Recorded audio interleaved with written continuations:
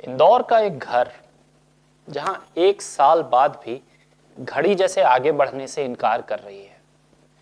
सुशील नाथेनियल अब इस दुनिया में नहीं है, लेकिन उनकी कमी हर दिन हर पल महसूस होती है।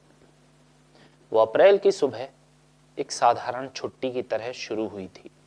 पत्नी जेनिफर और बेटे ऑस्टिन के साथ एक यादगार सफर के इरादे से निकले थे, लेकिन पहलगाम की बैसरन घाटी में जो हुआ उसने इस परिवार की जिंदगी को हमेशा के लिए दो हिस्सों में बांट दिया।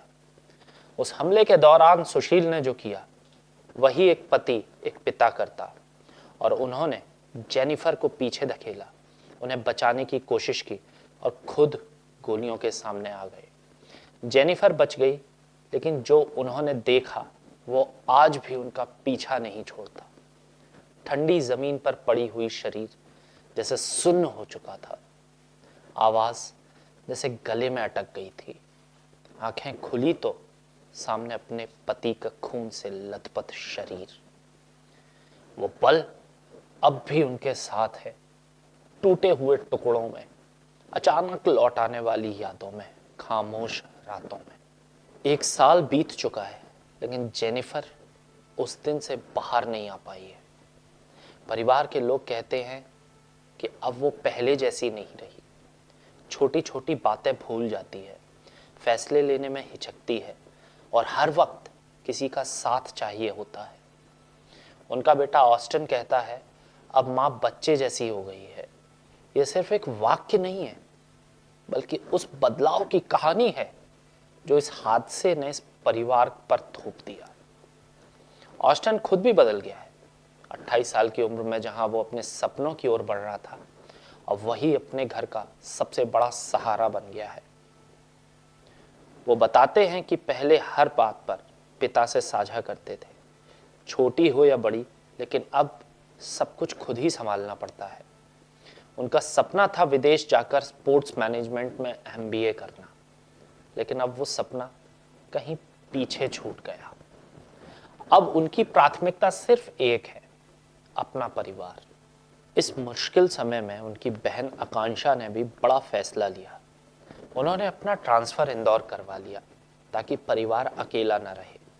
तीनों एक दूसरे का सहारा बनने की कोशिश कर रहे हैं, लेकिन सच्चाई ये है कि ये खाली जगह है जो कभी भर नहीं सकती। इस दर्द के बीच कुछ सुकून भी मिला। पड़ोसियों, दोस्तों और अलग अलग समुदाय के लोगों ने उनका साथ दिया, लेकिन जब बात सिस्टम की और मदद की आई तो तस्वीर उतनी साफ नहीं दिखी। ऑस्टिन बताते हैं कि पिता के जाने के बाद नौकरी देने की बात हुई थी, लेकिन बाद में मना कर दिया गया क्योंकि उनकी मां पहले से ही सरकारी नौकरी में है। नियम अपनी जगह है, लेकिन सवाल ये उठता है कि क्या हर परिस्थिति को सिर्फ नियमों से देखा जाना चाहिए? क्या दर्द और जिम्मेदारियों का कोई अलग मापदंड नहीं होना चाहिए? मुआवजे को लेकर भी स्थिति वैसी ही रही। कुछ राज्यों ने अपने पीड़ित परिवारों के लिए आर्थिक सहायता का ऐलान किया, लेकिन यहां वैसी ठोस पहल नजर नहीं आई। परिवार ने खुद आगे बढ़कर कुछ मांगने की कोशिश भी नहीं की। ऑस्टिन साफ कहते हैं, हम मांगने नहीं जाएंगे। पापा ने हमें सिखाया। इस एक लाइन में आत्मसम्मान भी है और एक चुप शिकायत भी। ये कहानी सिर्फ एक परिवार के दर्द की नहीं है, बल्कि उन सवालों की भी है जो अक्सर जवाब के बिना रह जाते हैं। क्या किसी हादसे के बाद संवेदनाएं ही काफी हैं? क्या जिम्मेदारी सिर्फ बयान देने तक सीमित रहनी चाहिए? आज इस घर में सबसे ज्यादा जो महसूस होता है वो है खालीपन। एक ऐसा खालीपन जो हर दिन और गहरा होता जा रहा है। ऑस्टिन कहता है कि सबसे बड़ा सहारा चला गया, अब सब कुछ खुद संभालना है। और जेनिफर, उनके लिए समय वहीं ठहर गया, बैसरन की उस घाटी में। उनके दिमाग में आज भी वही आखिरी तस्वीर है, पेड़ों के बीच ठंडी हवा और तड़तड़ाती गोलियों की आवाज। और उनके सामने पड़ा वो इंसान जिसने आखिरी सांस तक उन्हें बचाने की कोशिश की।